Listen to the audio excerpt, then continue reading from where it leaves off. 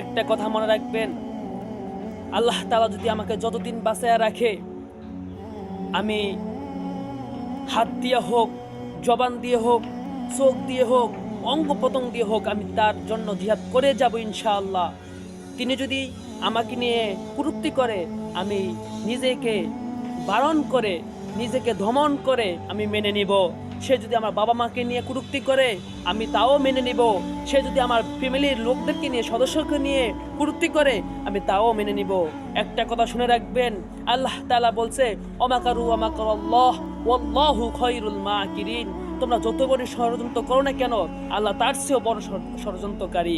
তো আমি বলতে চাই, যারা যাকে নিয়ে কটূক্তি করেন, ষড়যন্ত্র করেন, আমি তার দাঁত ভাঙা জবাব দিতে পারি, নাও দিতে পারি। কিন্তু যারা আমার আল্লাহকে নিয়ে, আমার নবীকে নিয়ে, আমার নবীদের ইজ্জত নিয়ে বাড়াবাড়ি করবে, ছিনিবিনি খেলবে, তাদেরকে আমি এই দাঁত ভাঙা জবাব দিব, ইনশাআল্লাহ দিব। আমার সাথে কারা কারা আছেন আমি তাদেরকে কমেন্টে দেখতে চাই, আমি তাদের শেয়ার দেখতে চাই।